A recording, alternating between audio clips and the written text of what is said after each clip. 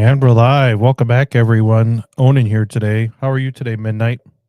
I'm doing fine, thanks. It's been an eventful week for us Catholics. Yeah, it's funny how the world just kind of stops and stares when we get a new pope, even though they don't really. Well, they claim not to pay attention to what the pope says.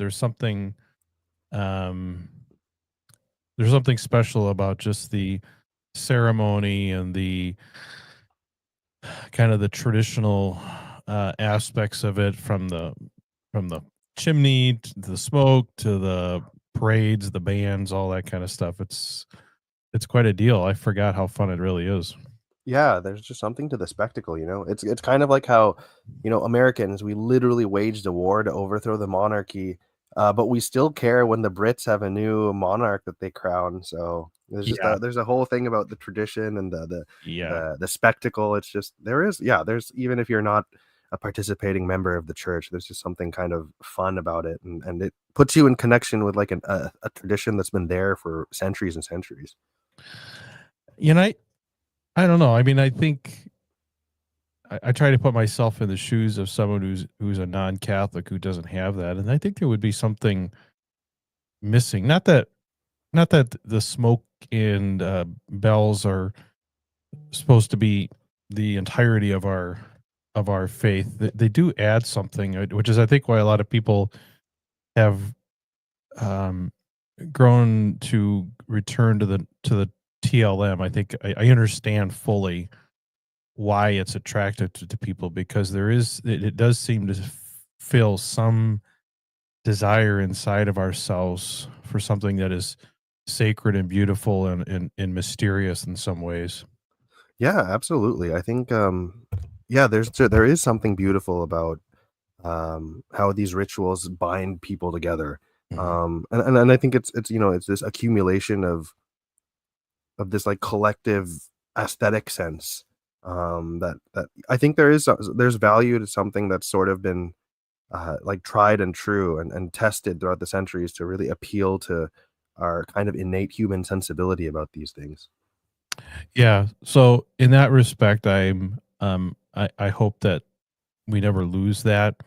And I think it is one of the things that it does. It's sort of like the the Triduum and Easter liturgies are especially, it could become a little bit routine just going to Sunday mass unless you're at a real dynamic parish with a great choir. But there are just certain times and seasons like that where you just like, oh wow, this is pretty cool. Yeah, absolutely. And at least like, I mean, it seems that there's multiple reports that Pope Leo has said the TLM in private at the Vatican and seems to have an affinity for an older style liturgy. So hopefully he sort of loosens things up for the trads in terms of giving them the freedom to celebrate their particular liturgy. Um, Mm. but yeah, I hope that things do look good for the TLM as a whole and maybe that'll stop the Tim Gordons and Taylor Marshalls from throwing a tantrum every 2 minutes. Well, I'm sure they'll find something to get a burr under their saddle, but at least to be nice to not have them mad about this. And I agree. I mean, Mhm. I thought that the, I mean, I don't know the full background of what it went into the sort of the crackdown on trads. Um, I Mhm. I hope and I like to think that there was something what do I say, legitimate or warrant something that warranted that kind of action. And I certainly think it's possible given the likes of those folks and some of the what I think are is fairly destructive elements of traditional Catholicism.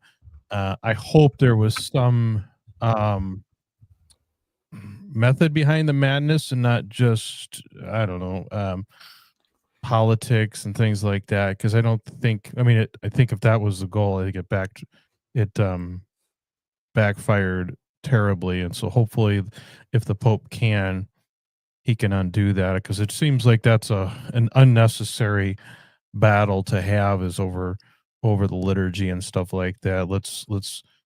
Let's tackle where I think the Tras do present a bit of a problem on some of these more moral and substantive issues, but that's just my opinion.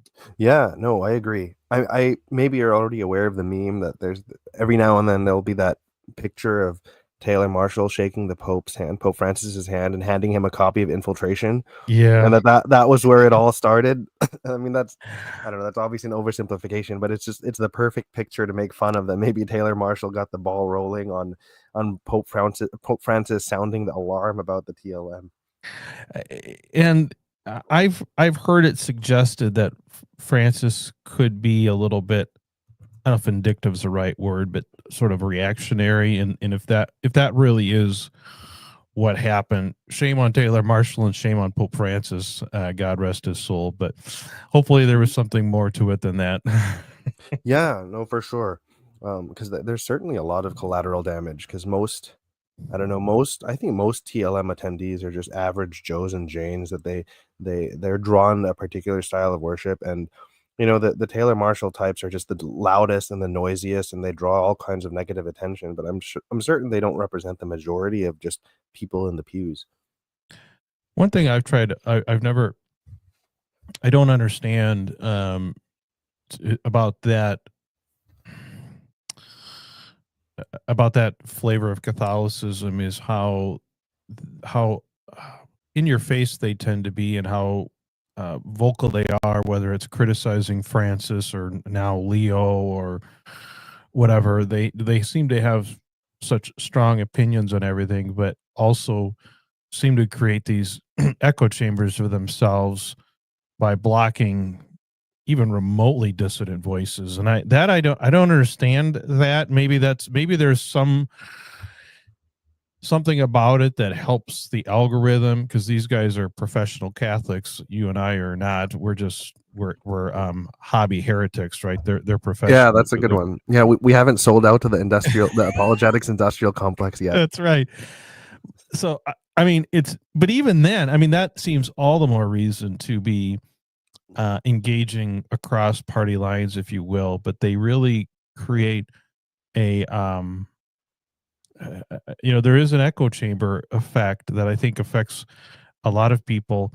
And where was I? I'm trying to think where I was watching this. I don't know if it was in a Catholic um, circle or not, but when someone was talking about how social media has so dramatically changed how society operates, because people consume and are fed. The algorithm feeds you stuff that it thinks you want to see, and people don't really sit down and watch, the network news stations and stuff like that and get a variety. I mean, even the cable stations, Fox and MSNBC, they're all biased and siloed, if you will. Um, but I think it's true in Catholicism as well. And I don't know if people do it intentionally or not, but they really do, I think, become overly confident in how popular their views are, because they've kind of shut out any opposition, and it's very easy to become convinced that everyone agrees with you. Yeah, yeah, that's a good point. I mean, I think you're the only channel that really has a pretty borderless open invitation to people that will call you out for being a Yeah. gooner, as they say. Yeah. Yeah, but I don't think like Tim Gordon has ever had a feminist on his show to really debate some of his points, because he's very old school militant patriarchy, and he hasn't really taken on somebody who's against that. Or I don't think Christopher West still hasn't accepted your invitation, No. so No. we don't know how capable he is of engaging in good faith with someone who might call into question some of his hard lines. Yeah, I mean, and I can sort of see, I don't know, like Christopher West, someone like that. He's large enough that he doesn't probably need outside interaction engagement. But you think the guys like um Tim Gordon and Taylor Marshall, like what's the whole retrograde? Is it some, what does he call Yeah, themselves? retrograde. Yeah, I think he has a book called Rules for Retrogrades, and then What does that retrogrades is even kind of mean? I my understanding of it, it's been a while since I looked up the definition, but retrograde means moving backwards. So I think that it is this element of like moving back to an older time of tradition, Mhm. and their particular way of remembering or interpreting history. And so it is. I think it is an advocate, like he's advocating for literally moving backwards and undoing the damage of feminism and Mm. returning back to this like, I guess this rad trad interpretation of the good times, so to speak. Okay. In my mind, and maybe this is just my own bias coming in. I'm thinking of people that consider themselves rejects. Mm. Um, but either way, those guys that sort of seem to, I mean, their whole shtick is controversy and getting people agitated about things. It seems like it would be right in their wheelhouse if for a variety of reasons, both philosophically and financially, Mhm. to have people on and and just create. I mean, who doesn't love to see a good fight online, right? Oh, for So, sure. I don't understand. Like, I I just don't understand the reasoning behind it. And the only thing I could think is they're that afraid of being challenged, or they're so insecure of their faith or God that they're afraid that, God forbid, someone would come on my channel, even if we do all the disclaimers and stuff like that. Are they afraid that if someone says something that's just a bit outside the lines, that they're somehow culpable for that? I mean, to me, that is um an unattractive view of God. And I'm not saying that can't be right, but Mhm. I just wonder if that the reasoning, because I don't think they don't seem to be afraid of their ideas. I think they're firmly convinced in their ideas. So Mhm. what other reason is there for sanitizing your channel of anything I mean, remotely dissenting? Yeah, no, you're right. I think that it has to be some sort of fear, and, kind of like you, I would narrow it down to those. There are kind of 2 types of fear that I can think of. It's either, 1, they're secretly very insecure about their ideas, and unless they kind of keep the talking points a very closed system, maybe things Yeah. could kind of fall apart if they start to even open up the possibility for new perspectives and new data. But then Hmm. on the other hand too is that, I think very much within our Catholic framework, there's a sense of, I'm not just responsible for my own soul, but for the souls of those around me. And so if I become a vehicle for negative influence and mislead souls, and then especially with, the hot topics of anything pertaining to sexuality, and then you have, they're also very devoted to Our Lady of Fatima, which has that line about souls falling to hell like snowflakes. I'm pretty sure that's a Fatima quote. Um, Yeah. so maybe there's also this sense of culpability that if I allow any of this information, this bad heretical gooner information to pass through my channel, then Mhm. I might be contributing to souls falling like snowflakes into hell. I think that one or both of those could be at play here. And I think one of the other things that, and maybe this is a more charitable perspective, but I mean, look at, I mean, th- their whole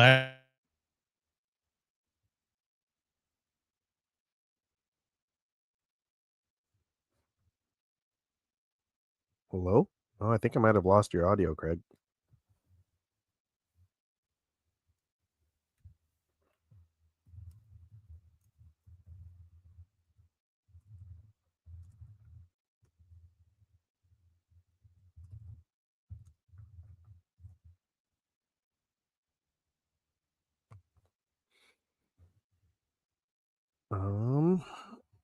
Think we might have lost Onan there. I'm not 100% sure if that's just me. Um,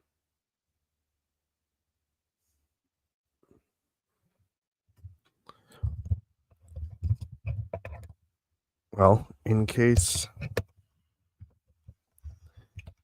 okay, I guess if Onan is currently fixing a technical issue, I'll try to improvise here and keep the show going. Well, I think that I think fear really does negatively impact um, conversation, and we certainly see that at a political level. To kind of tie some parallels here, like I think that, whether it's Trump versus Biden or Trump versus Hillary, and Trump versus Kamala. I think that so much of the talking points that were polarizing the country was really fear. Either fear of fear of all the immigration issues and fear of women's health issues and all of that stuff. And then similarly, it's like in Catholicism, there's so much, if we boil down to the fear of the loss of structure, the loss of culture, the loss of tradition, and of course, the loss of our souls. I think it really does negatively impact the possibility for open conversation. Oh, thanks for the backup, PC.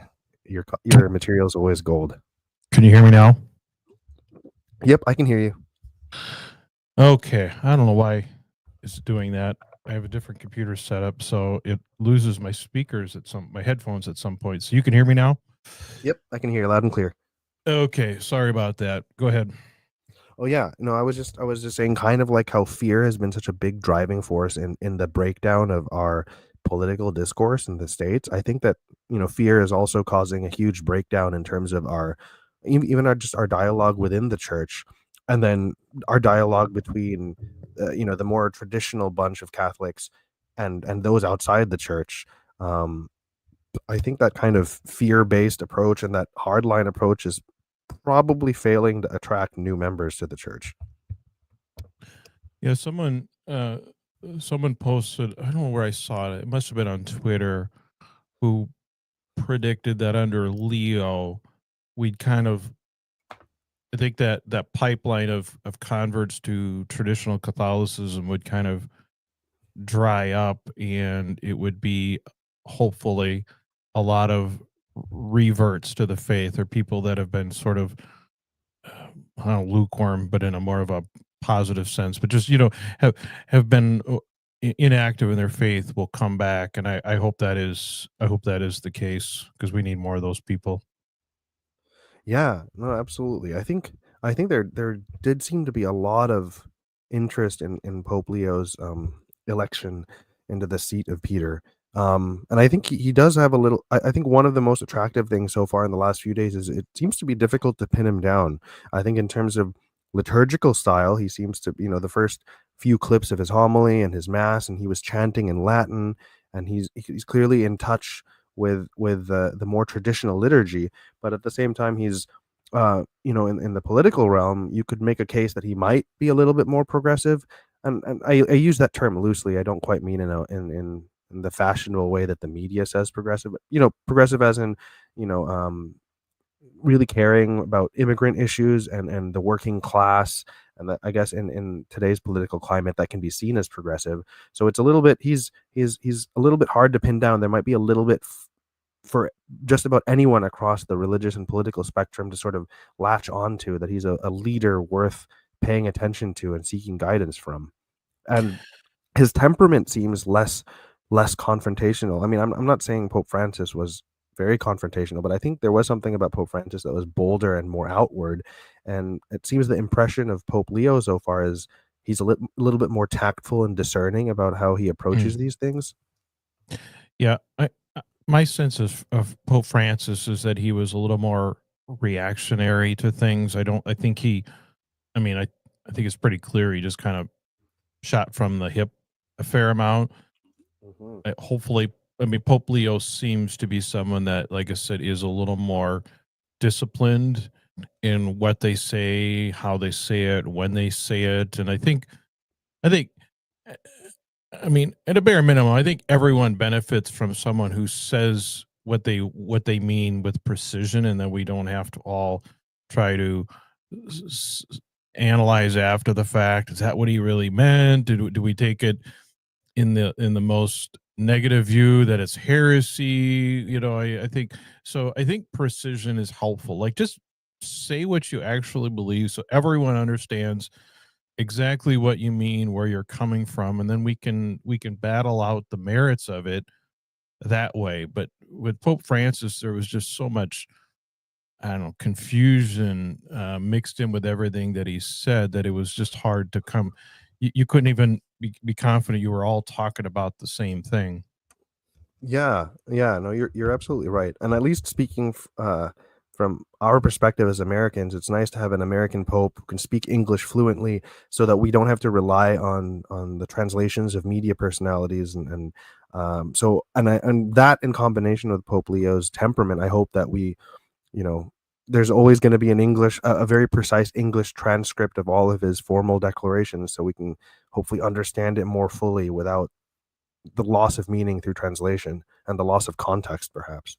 Yeah, no, I think that's a good point. Although I thought it was interesting in his opening remarks, he didn't actually speak in English, did he? What Latin, Yeah, Latin, Spanish? Spanish, and Italian. Okay, I don't. I could Yeah, never be that was pope certainly because a I choice. can Mhm. barely keep up with English. I don't know how those guys manage to master multiple languages like that. That's true, but they don't have to worry about 9 kids and NFP, Yeah, so that's that probably all going towards Duolingo all that day. helps a little bit. Yeah, that's for sure. I think most of those guys are just exceptionally bright and gifted, but um, Yeah, I for sure. I think that there has to be some kind of sheer intellectual power, and then I also the discipline to keep up with their studies and their formation. yeah, yeah. No, I think that's right. I think, and kind of getting back to the point you were just making, I think, the suggestion seems to, well, as I understand it, popes don't just randomly pick their name. And I always kind of wonder, do these cardinals go into the conclave? I mean, they all know they're a possibility, and I would think Mhm.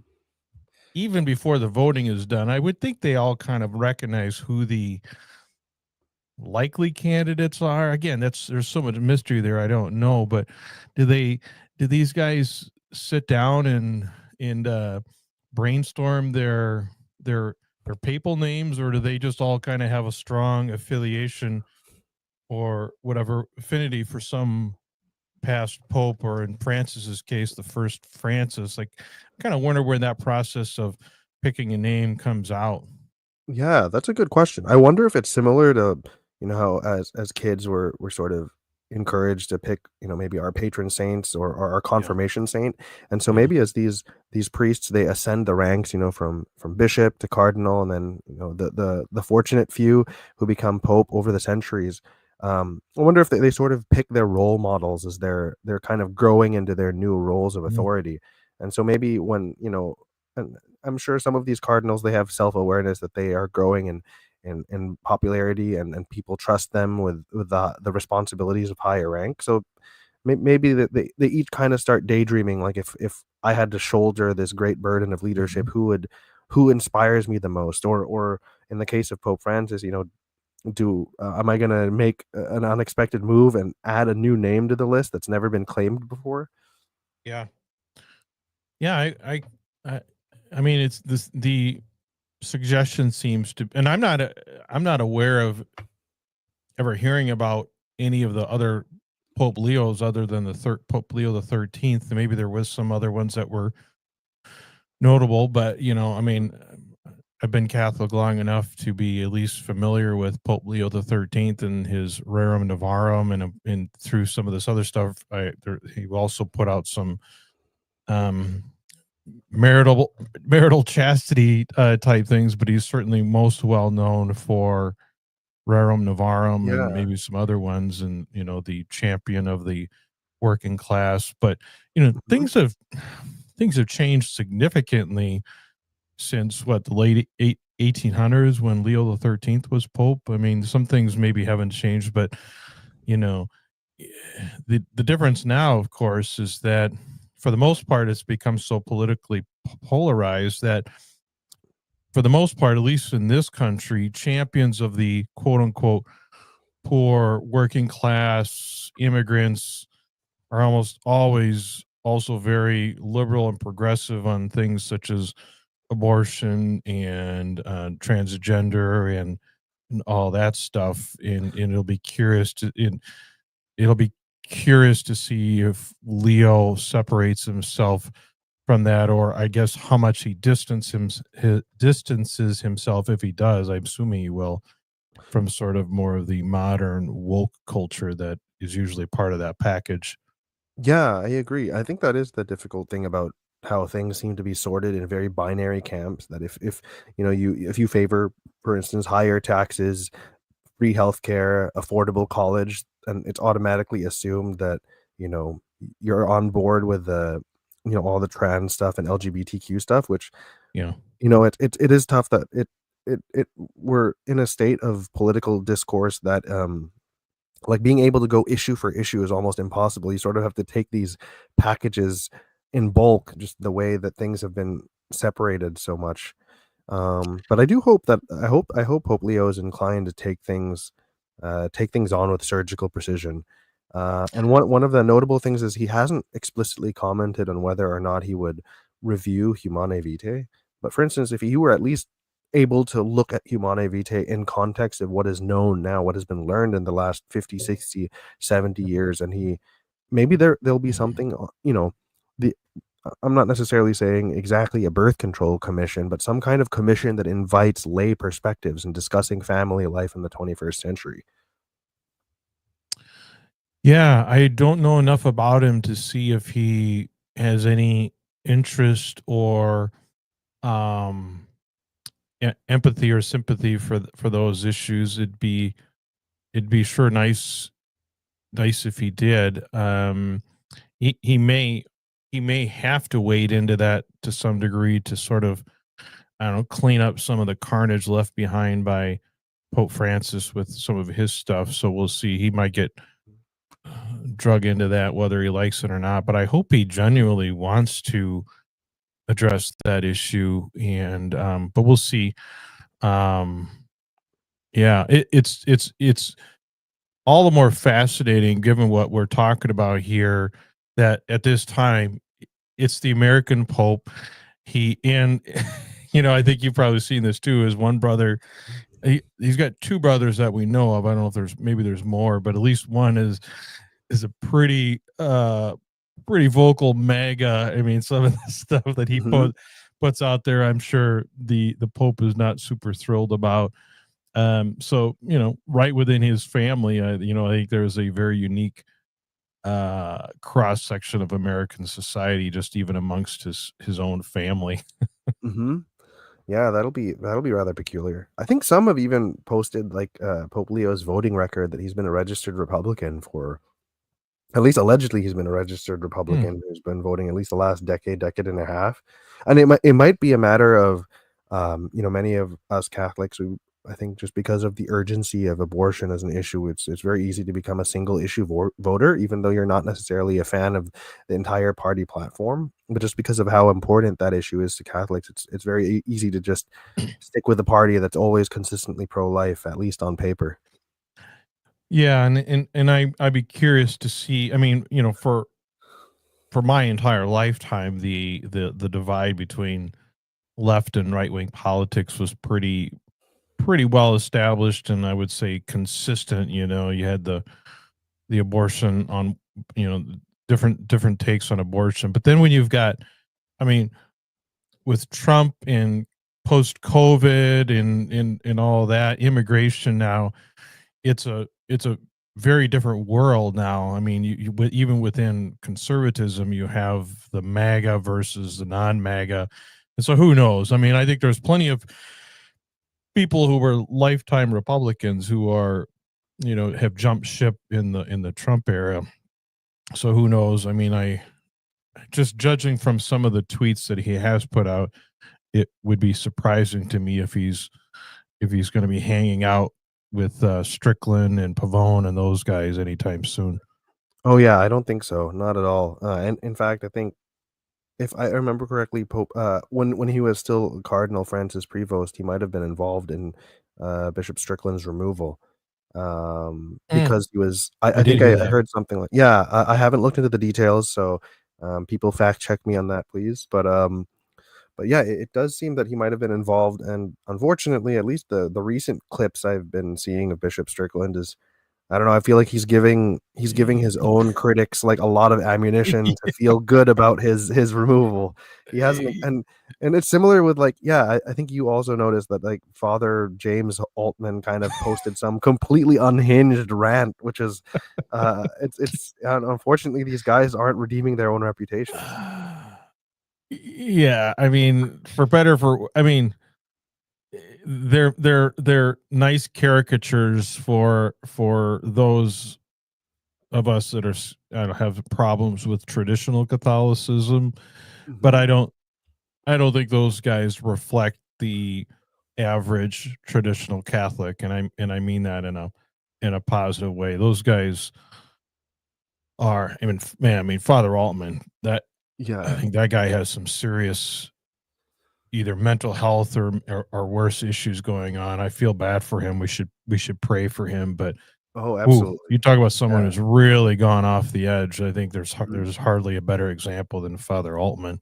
Yeah, no, I agree, and I think that that's the sad thing about how all of this stuff works. It's always the few people that are the noisiest, and they have a certain kind of charisma, and then they sort of just sink the whole ship with a bunch of innocent bystanders and innocent passengers on board. Just they make so much noise and they drag the whole thing down, and it is sad. Mhm. You're right. It certainly doesn't represent the majority of traditionalists, but they make enough noise and are visible enough that it gives a lot of people the wrong impression.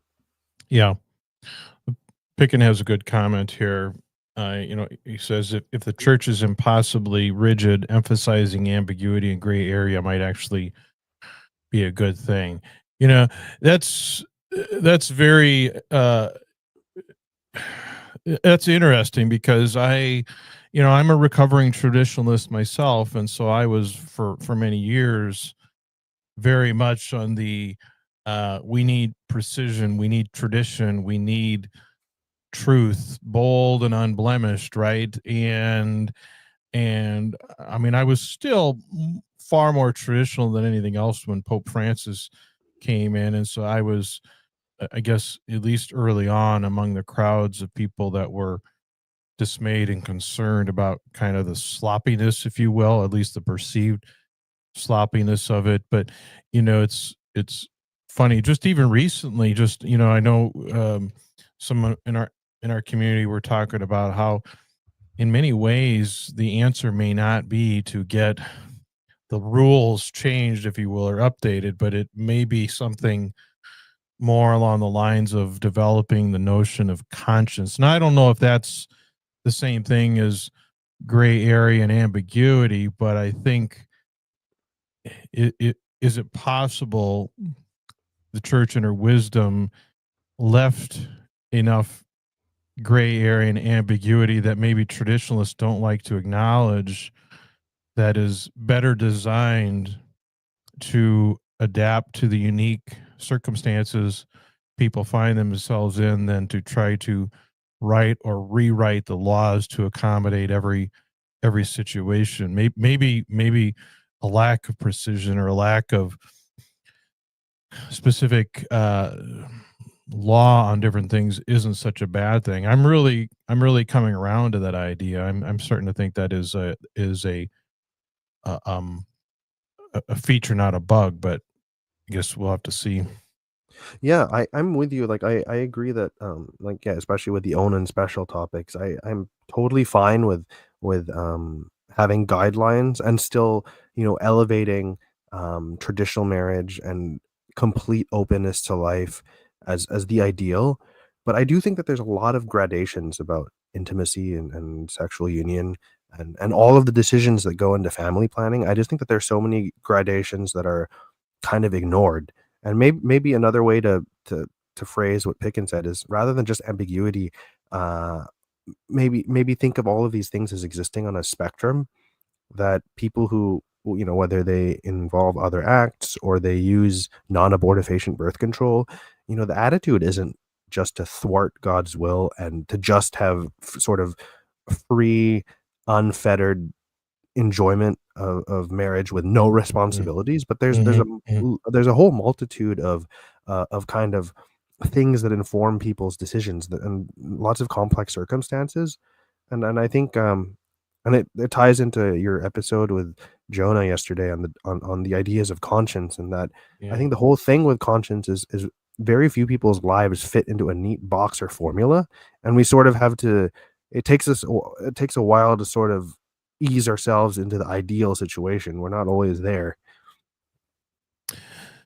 No, I think that's for sure, and I do believe my own personal opinions is that the notion of conscience and either the development or retrograde to conscience as a as an important, not even like important but essential part of the Christian life. Maybe that is something that needs to be developed, and I would love, if Pope Leo would dig into that. Now, the caveat being, of course, is that somehow, we have, I don't think we have any comparable moral area that has so many black lines drawn in the sand that you shall not pass, Mhm. intrinsically disordered, always wrong, all that kind of stuff. I mean, I think it's one thing to apply conscience to things that are kind of by definition, a little more subjective, whether it's consuming alcohol or even using drugs or smoking or all kinds of things that are kind of morally neutral, or at least not inherently wrong.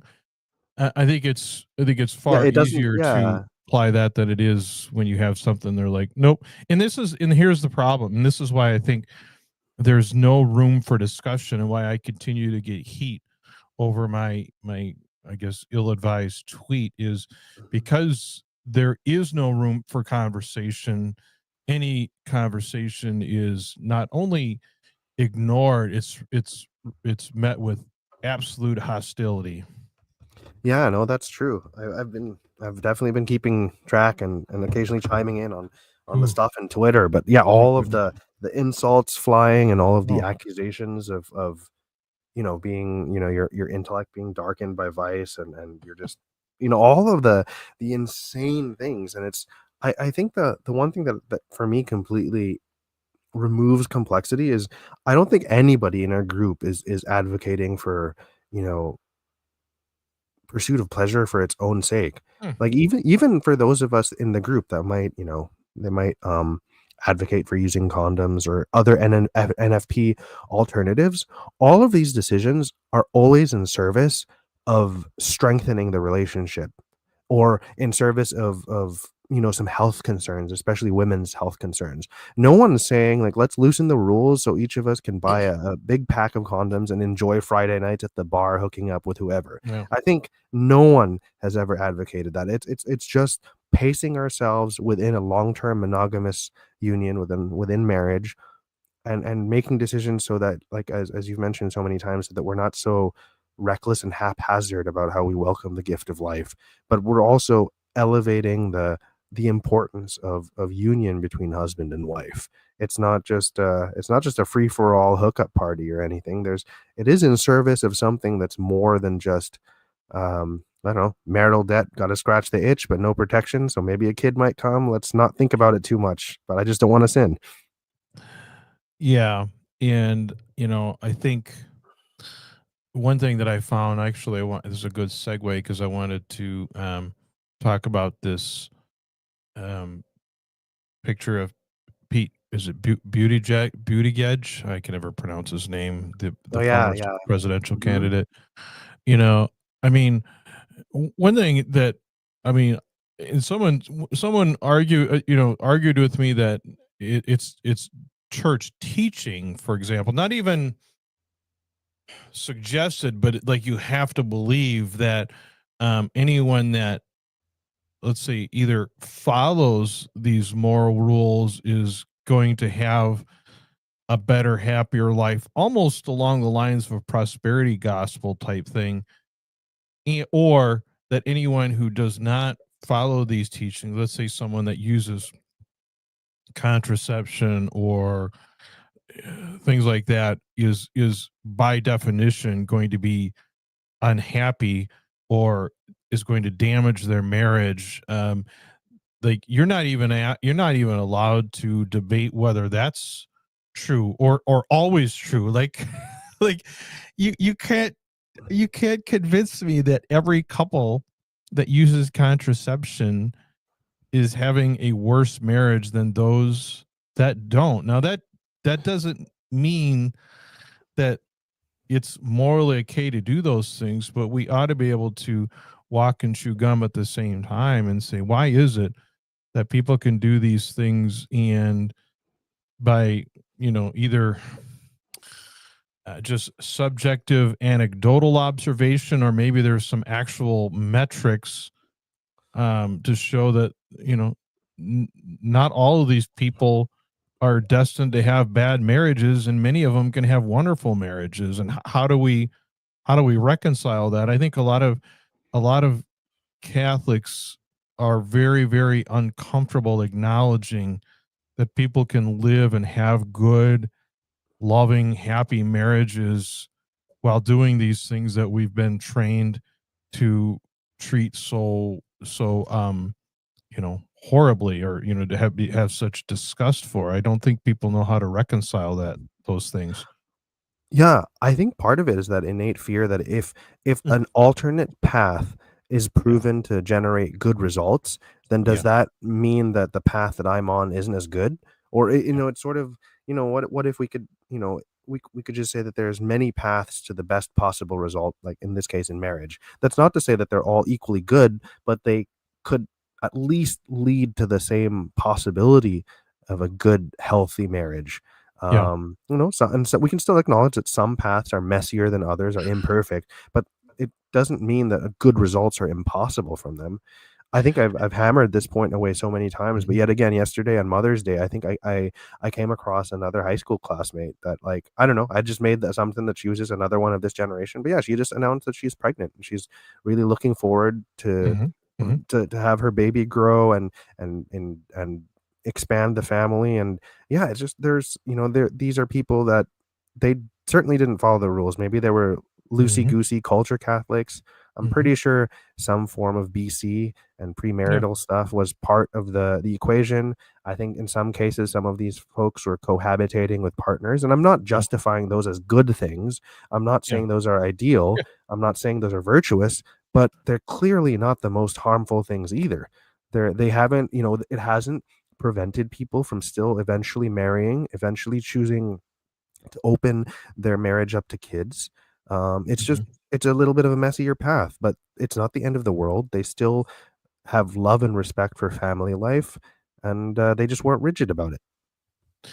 Yeah, and I think in many ways the traditionalists do a disservice when they make these, I think, pretty clearly unsupportable claims that if you engage in these things, you're going to be unhappy, or you're going to be divorced, or whatever, because people can see from their own experience that that's not true. And so if you give up your credibility on that, if you make an assertion that is almost demonstrably untrue, what does that say for the rest of the things that you say? Why should people take us serious on these other things when you I don't know, go out on a limb and assert things that I don't think the church requires us to assert. I don't think the church requires or expects us to assert that doing things that are immoral automatically and universally causes damage to you. I think it would be much better if it's sort of like with drinking or smoking, right? I Mhm. mean, I think it's undisputable that people that drink or people that smoke are at a higher risk of health concerns. Smoking obviously has a increased risk of cancer, but it's not like everyone gets it. And I would say the vast majority of people that smoke don't actually get it. I don't know what the data is, but if we treated it that way and said, look, if you do these things, you are at a higher risk Mhm. of marital dissatisfaction or divorce. I could buy that. I mean, I think I could entertain that and Mhm. even probably endorse that. But to say that, well, if you smoke a single cigarette, you are going to eventually get lung cancer. I mean, that's people know that's not true. And when you do that Yeah. in the marriage Mhm. context, I just think it undermines your credibility rather than supporting it. Mhm. Yeah, this is a really brief aside, but it reminds me of a funny story of a celebrity. I don't quite remember which celebrity it was, unfortunately. It might have been Mickey Rooney, but someone from like the mid mid 20th century, like Hollywood golden age. And I'd read that, this celebrity passed away maybe 10 years ago. And one of the funny things about this celebrity was he was a chain smoker, but he lived until his mid 90s. Yeah. And I don't know, it made me think that maybe the smokers who die are the ones who half-ass it. They're not non-smokers, but they also don't commit hard enough to being a Yeah. total chain smoker. Yeah. I don't know. That's just a funny little thing it reminded me of. But yeah, it is like going back to your point. It is, I think, making it really about measurable data and things that you can point to, like there being a concrete like cost benefit analysis to these things.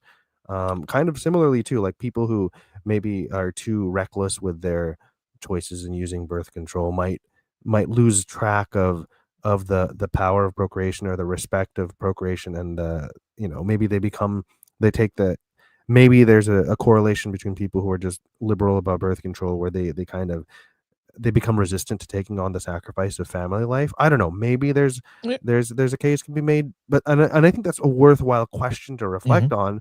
But it certainly doesn't mean that everyone who uses birth control is somehow intrinsically disordered and evil. It's very difficult to use the word evil in connection with those things because they often have nothing to do with the charity towards your fellow human being.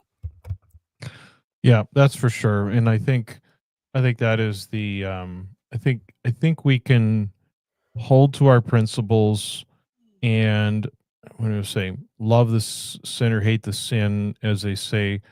But I think for a lot of people, they just don't do that, and or they just, or I don't know, again, seem afraid that if they acknowledge that someone's life isn't falling apart because they do things the church says you can't do.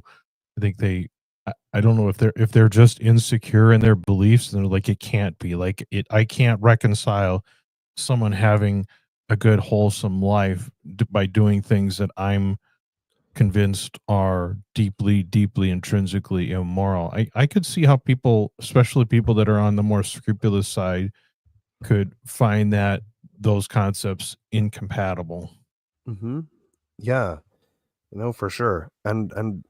And if their faith really depends on that kind of Mhm. rigidity and consistency, it's like the moment they allow for some wiggle room that maybe other people have a point, it could certainly make them feel insecure about the faith that they've embraced, or at least the particular version or approach to faith that they've embraced.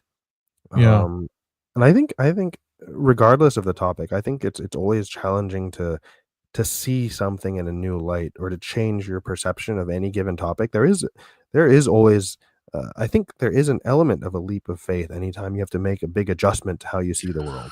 So I don't fault them for having some kind of insecurity. It's just Mhm. um, it's very real, and I just wish they would lean a little bit more into that uncertainty, at least for the sake of conversation. Yeah, and I think it kind of comes back again to kind of what Pickens said early on, is the church structure and the way that we evaluate truth and whatever as Catholics is a very strong, solid structure, but it's also inflexible and brittle when people, I think, find these conflicts between their own experience in knowledge and what the church purports to say about things. And because there doesn't seem to be much, if any, wiggle room, especially on these things. I think if we're being realistic, I would doubt there's a moral category that causes more difficulty for people than the area of sexual ethics, right?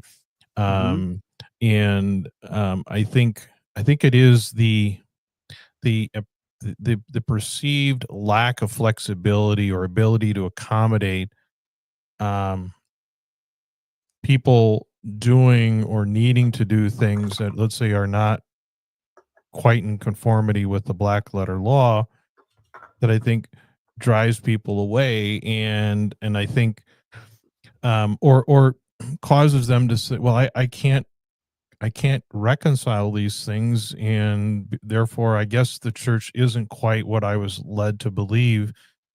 And I think, I think there's a lot of people that find themselves in that situation, but the way that they're depicted by the Hmm. traditionalists, especially, is people that just want to go live a carnal life without without boundaries. And I think for the most part that's just a caricature that people create.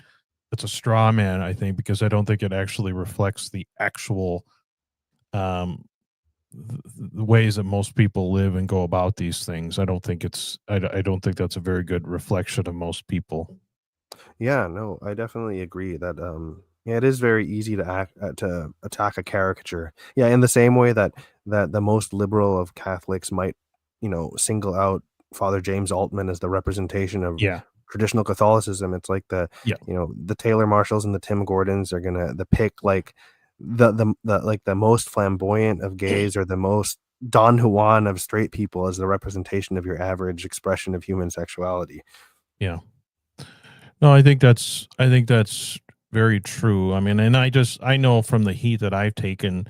I mean, I'm certainly not a traditional Catholic the way that most traditional Catholics are, but I'm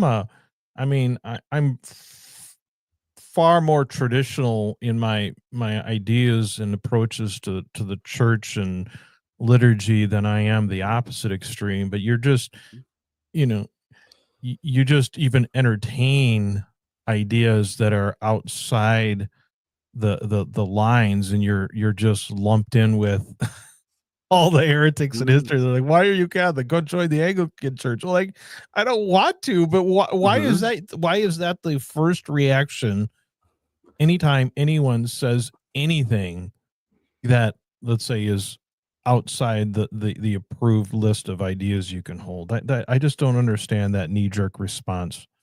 Yeah. It kind of makes me think, I wonder if before Luther started the Protestant Reformation, if someone told him to just leave the church. Like, I Mm, wonder if that was a line of maybe, when he was probably having some internal debates yeah. within the walls of the church. I wonder if people told him to just leave. And I wonder how history would have been different if they said, you know what, you're introducing some problematic ideas, but why don't we have, like a set of meetings where all of the local priests or the local bishop, we can talk about these things in an open forum. But like maybe part of the reason Luther may have left is that there was no space for all of his questions, and he had no choice but to follow his conscience and leave because there was no space for any bit of dissent, even if the majority of them, they kind of, I mean, I think that especially early Lutheranism still, I think the vast majority of beliefs were still in alignment with Catholicism. There might have just been a few, or was it the nine, or maybe I don't remember. I got to read the 98 theses that he posted. So maybe it was more than a few, but I think if there's a space for dissent, like healthy good faith dissent, Yeah. you'd have less fracturing within, the larger whole of Christianity. Yeah. No, I think that's true. I mean, Luther is certainly demonized, but I think it's hard to. I would really I would really like to see a very objective, honest assessment of his trajectory from a Augustinian, ironically, right, Mhm. brother to Luther, the heretic schismatic. I'd really like to see how that process actually went. Yeah, that would be really interesting. Yeah, now since you brought up the Augustinian point, that is Yeah. like a Yeah. notable thing about Pope Leo, and I kind of, on the one hand, I'm hoping that Pope Leo highlights all of the wonderful contributions that Augustine made to spirituality, but I'd also like to see him, like, I think in terms of, I don't know that there's been a public reevaluation of Saint Augustine's views on sexuality. I think it is one of those things that w as a church, we don't talk about what Yeah. Augustine said, and we just sort of hope it gets buried in the sands of history, and we're it's about Christopher West and theology of the body now. We don't need to remember I think the only statement I've ever heard was actually I saw a video maybe a couple years ago by Bishop Robert Barron, of all people, and he had said that Augustine had some problematic medieval ideas about sexuality. I think that's the most criticism I've ever heard, like, a public church figure make about Saint Augustine's views. Yeah, it's interesting because it seems to me, my impression is that when the church recognizes things in the past or folks in the past that have, on upon further reflection weren't quite what they we had hoped, it just seems like we just kind of slowly slide them off to the side stage without Mhm. formally addressing or rebuking or renouncing. We just kind of like, just stop talking about them. We're an old church. Things move slowly, and then people Mhm. eventually just stop talking about it. It seems to be the way that the church handles those kinds of things. Yeah, I think and part of it could be just the importance of consistency, at least the appearance Hmm. thereof, and Yeah, for that, that unbroken line of teachings for 2,000 years is such an important part of the yeah, claim, so that even if something does end up being wrong or problematic, instead of making a public revision on yeah, these problems, it's like you're just gonna stop mentioning it, and hopefully people forget it, and it no longer is a problem when it's been buried far enough in the past. yeah, yeah. It seems to be, and maybe that's the way it's supposed to be. I mean, I don't want to morning quarterback the Pope or the church Mhm. too much, but it's hard not to notice the amount of. It's sort of like when it's not so much now, but in the olden days, war could end. There could be a truce, but news doesn't get to the battle lines right away, and so you have people continuing to die days and maybe even weeks later because they're not aware that the war is over. And it's like, how horrible is that? Like, what what a waste of that life to be killed in a war that was already over. And I sort of think it's the same way with this stuff.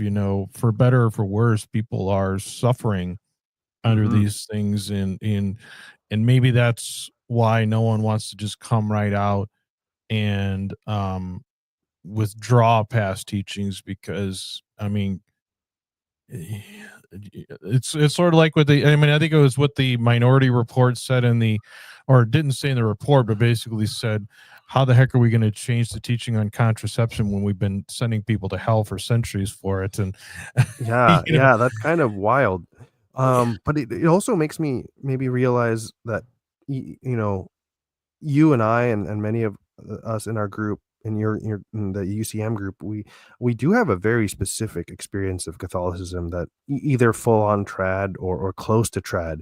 Because when I've spoken to some of my friends who are, even more standard vanilla Novus Ordo communities, it does seem that there's a really great unevenness in what priests or catechism yeah, classes say about these things. Not everyone yeah, is exposed to the idea of, other acts being evil or birth control being a mortal sin. mhm, It does seem like it was. yeah, I was actually talking to a couple of friends. I attended their wedding back in December, and then we had lunch a couple months later, and I was just asking them about their pre-Cana experience, and hmm, even in terms of like.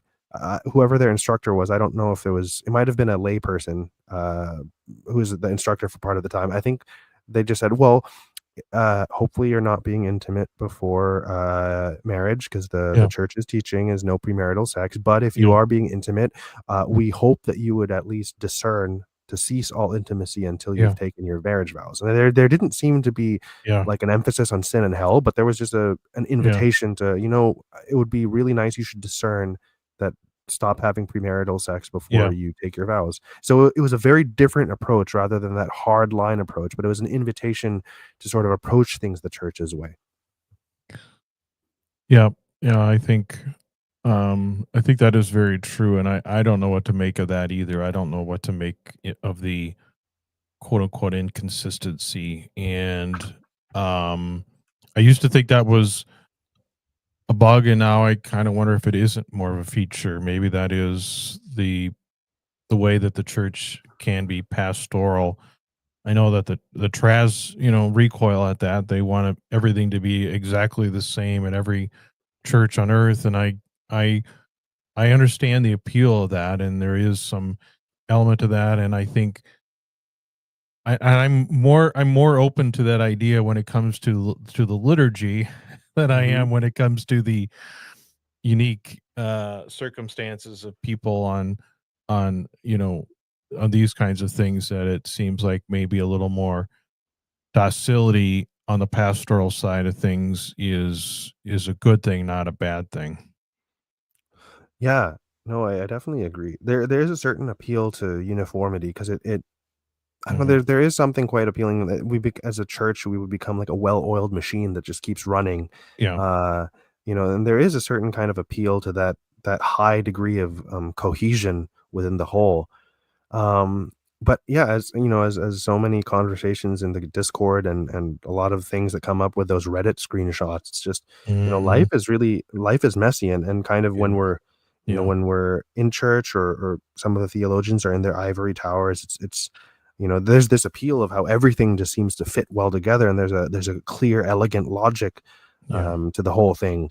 But then you take it out into the real world and it's just it doesn't it doesn't really match up with all of the things there, and clearly that there's this human need for intimacy and connection, and certain prudential decisions Mhm. have to be made Mhm. in the Yeah. bedroom, and I Yeah. think there just needs to be an appreciation for it. And I don't think anyone is making these decisions, hopefully not too lightly. Yeah. There is some discernment going into that. It's not just being a rebel for rebellion's sake. Yeah. Yeah, and I think that's especially true. How to say this? I mean, I think there are definitely people that don't even even pay lip service to what the church says about these things. But I think there's a lot of people that want and are trying to do things the right way, and yet find themselves at a crossroads when it comes to these kinds of things that I think are at a bare minimum of they're acting in good faith and trying to do the right thing. They're not just you know lazy cafeteria Catholics are like, well, I just want the easy way out. I think people genuinely do struggle and want to do the right thing, but I think people that don't have that experience, I think, underestimate the gravity of the situation for these people, and it's not as simple as, well, just do the right thing. Well, yeah, Yeah, it's easier said than done when you're not actually dealing with the situation itself. and I think there really is also at least based on the comments that have, been thrown your direction, there really seems to either be this denial or this failure to acknowledge that, intimacy is a legitimate need. There is a Yeah. and Yeah. and I think that for some reason they really can't conceive of it as many of them at least can't conceive of it as something beyond just this itch we need to scratch, as if Yes. there aren't Yeah. any deeper layers to why you would want to be intimate with your Right. spouse. Right. And it's almost like they really do treat it in that Augustinian way where it's an Mhm. itch that needs to be scratched, and the ultimate result should be procreation. Yeah. And they can't for some reason think of enjoying it on its own terms, like enjoying intimacy not for pleasure its sake, but pleasure being Yeah. a byproduct of the Yeah. that special type of enjoyment with your spouse. And there doesn't seem to be a proper acknowledgement of how that remains a need, even though for various and sundry reasons, procreation may not be feasible for, economic reasons, health reasons, uh, and various other things. There's so many different situations I can't speak to, but Yeah. they're there. Well, and I think my posture has always been, even if we give them every benefit of the doubt, we say, okay, let's accept as true the Father Ripperger model, if you will. I mean, or the Augustine view that it's just supposed to be about procreation or whatever. I mean, I don't know how you at least don't acknowledge the fact that clearly humans have um, we have all these things biologically, emotionally, dynamically that cause us to want sexual intimacy and sexual expression outside just trying to make babies. And it looks like, I mean, the designer, it seems like a poor design. It seems like a poor way to design humans if you want them just to have sex for making babies, because it looks like what you're asking them to do is to, dance in a minefield. Like, there's so many traps. I mean, the ways in which your body is leading you towards sin, if the Augustinian approach is right, makes it like, well, why would anyone set it up this way? It looks like this is just one giant booby trap. Yeah, no, absolutely, and especially when you combine it with all the standard teachings on mortal sin and hell, it absolutely does feel like a Yeah. booby trap, and I Yeah. think that's for many people, whether it's a married heterosexual couple that's really struggling with these things, or if it's among our gay brothers and sisters that struggle with Mhm. you know similar feelings, but obviously as the cliche goes, the parts don't quite line up. But I think Yes. at an emotional level I think the feelings are very similar, I would imagine. Yep. And I think that it does kind of force you to confront a problematic idea of God. That's not to say that's how God is, but it's sort of like the nature of the logic of these teachings kind Yeah. of it puts that kind of cruel designer model of God kind of in your mind, and it's Yeah. very difficult to overcome that false conception of God just because you're sort of backed into a corner when all of these feelings and these things are quite literally demonized, that we can't for some reason think of them in any other way other than, oh, if it doesn't fall within our narrow framework, it's somehow Yeah. diabolical. And I think it really Yeah. does corner you. Yep. I agree. Hi, Jonah 2.0. Hey, don't get me confused. I love boobies, but I'm not a fan of booby traps. I think there's one's really good, and the other one is. eh, I could don't really think it's a great feature of when people's eternal souls are on the line. But maybe I'm just a modernist. I don't know. Yeah. So I think all boobies are definitely a trap of some sort, but there are good booby traps. yep.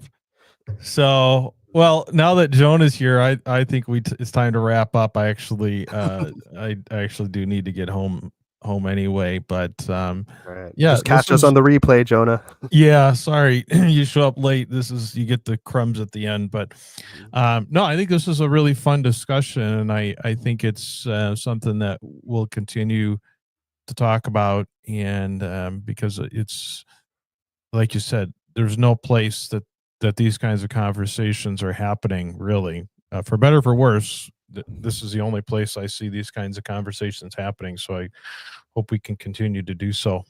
Yeah, let's just keep the routine going, and hopefully this Yeah, party will get bigger. Hopefully we'll draw yeah, some attention. Maybe yeah, we need to plan some angrier, polarizing episodes because that's what the algorithm seems to like. But it doesn't seem to yeah. be in either of our temperaments. We don't seem like angry people, but maybe for the sake of the No, algorithm. yeah, it's funny because I mean, I like to talk. I'm not a big fighter. I mean, Mhm. I don't like fighting for the sake of fighting. I like fighting over ideas, but Yeah, yeah, we'll for see. sure. I'm sure that a lot of people on Twitter have the wrong idea of you. You know, they see Yeah, your yeah, kind of funny, y- provocative comments, and they yeah, probably think it's just pure anger and sarcasm when yeah. it's more like playfulness and curiosity. Yeah, and to be honest, with you, I've never been happier in my marital situation. That's what's so funny about it. It's more, hey Oh, Kevin, Kevin, joining the party late, buddy, but yeah, happy that you're sorry, here. yeah, we're getting ready to wrap it up, but I think you'd enjoy the replay. So if you get a chance, go back and listen to it. Um, but yeah, so let's go ahead and wrap it up. And I know you had some you did a couple of recent videos over on your channel. Can you tell us a little bit about that, and then we'll wrap it up today? Yeah, sure. Usually my releases are on Monday nights, Tuesday mornings, like that, right when Mm, the clock strikes midnight. So, yeah, as the name is, Midnight Philosopher. I yeah, did release a special Thursday night, Friday morning, midnight episode, just kind of commenting on Pope Leo and Leo's election, and maybe poking fun at some of the trad reactions. And then tonight, my upcoming video is just a reflection on what motivates the development of virtue. So I hope people find that useful. That'll drop tonight at midnight awesome, Pacific time. So yeah, awesome, I've got a few reaction videos coming down the pipeline. I will keep you posted and announce that in the next live stream. awesome. Look forward to it. Cool. Thanks as always, Onan. Thanks, Midnight. Thanks everyone for showed up in the chat. And until next time, everyone, have a good one.